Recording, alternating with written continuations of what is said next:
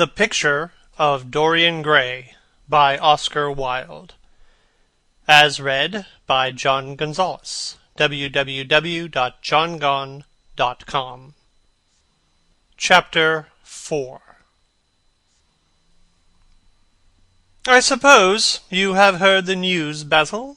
said Lord Henry on the following evening, as Hallward was shown into a little private room at the Bristol, where dinner had been laid for 3. "No, Harry," answered Hallward, giving his hat and coat to the bowing waiter. "What is it? Nothing about politics, I hope? They don't interest me. There is hardly a single person in the House of Commons worth painting, though many of them would be the better for a little whitewashing." "Dorian Gray is engaged to be married," said Lord Henry, watching him as he spoke. Hallward turned perfectly pale, and a curious look flashed for a moment into his eyes, and then passed away, leaving them dull. "Dorian engaged to be married!" he cried. "Impossible!" "It is perfectly true." "To whom?" "To some little actress or other. I can't believe it. Dorian is far too sensible. Dorian is far too wise not to do foolish things now and then, my dear Basil." "Marriage is hardly a thing that one can do now and then, Harry," said Hallward, smiling. "Except in America. But I didn't say he was married. I said he was engaged to be married. There's a great difference. I have a distinct remembrance of being married, but I have no recollection at all of being engaged. I am inclined to think that I was never engaged.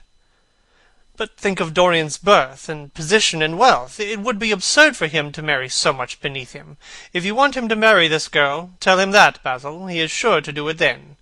Whenever a man does a thoroughly stupid thing, it is always for the noblest motives." "I hope the girl is good, Harry. I don't want to see Dorian tied to some vile creature who might degrade his nature and ruin his intellect." "Oh, she is more than good. She is beautiful," murmured Lord Henry, sipping a glass of vermouth and orange bitters. "Dorian says she is beautiful, and he is not often wrong about things of that kind. Your portrait of him has quickened his appreciation of the personal appearance of other people. It has had that excellent effect, among others. We are to see her tonight, if that boy doesn't forget his appointment. But do you approve of it, Harry?" asked Hallward, walking up and down the room, and biting his lip. "You can't approve of it, really. It is some silly infatuation." "I never approve or disapprove of anything now. It is an absurd attitude to take towards life. We are not sent into the world to air our moral prejudices. I never take any notice of what common people say, and I never interfere with what charming people do. If a personality infatuates me, whatever the personality chooses to do is absolutely delightful to me. Dorian Gray falls in love with a beautiful girl who acts Shakespeare and proposes to marry her. Why not?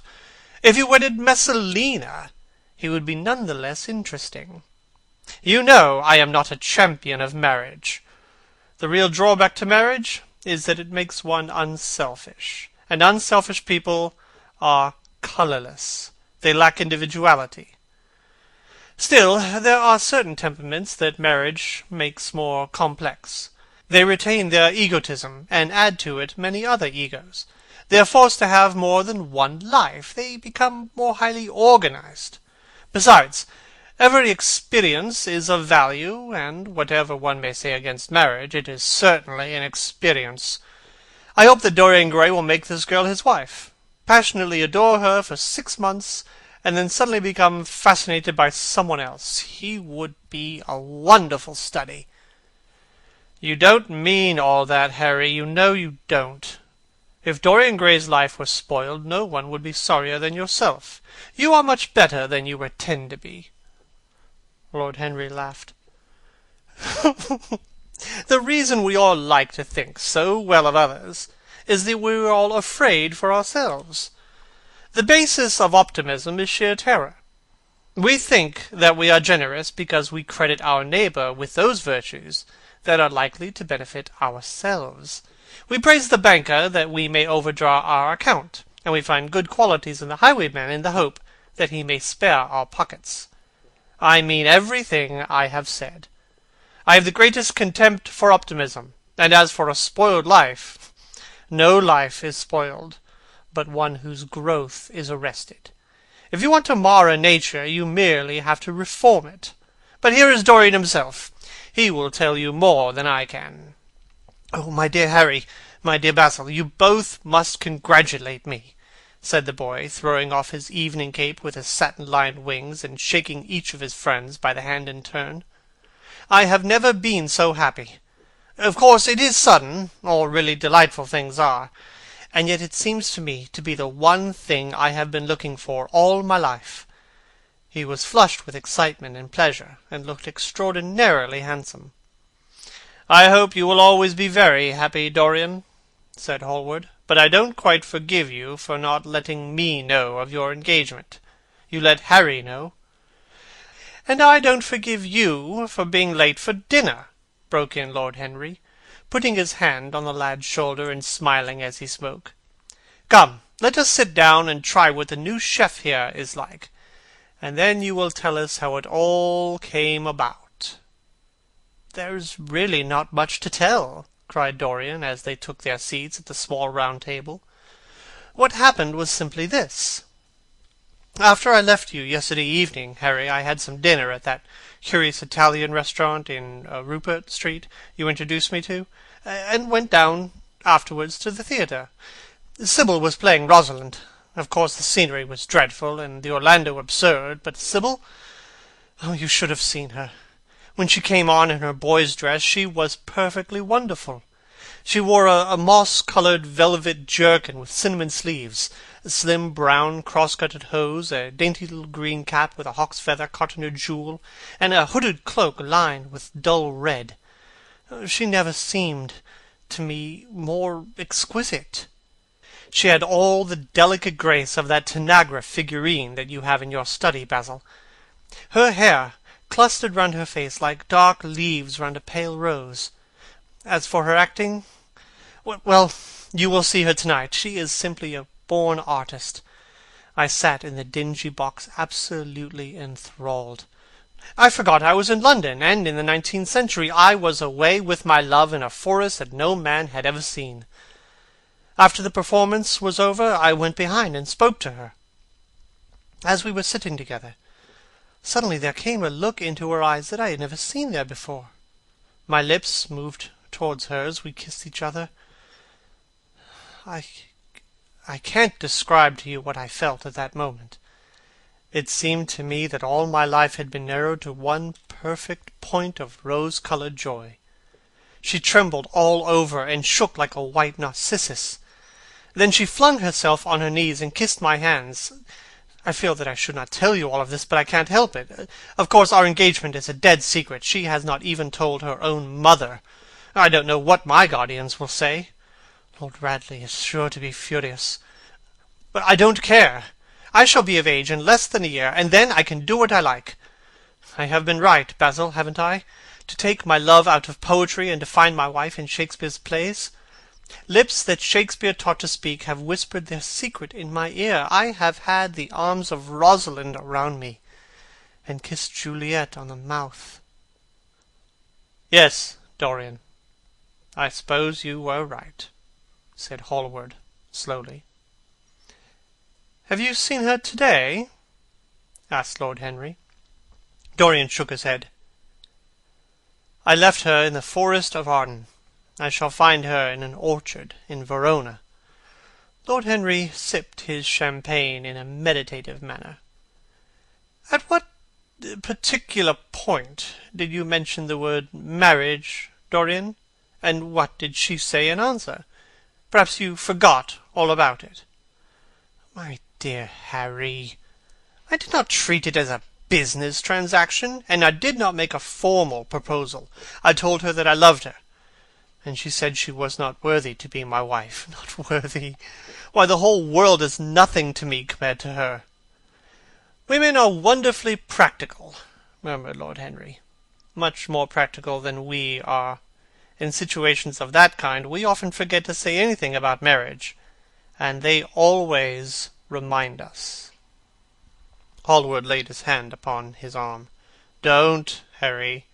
You have annoyed Dorian. He is not like other men. He would never bring misery upon anyone. His nature is far too fine for that." Lord Henry looked across the table. "Dorian is never annoyed with me," he answered.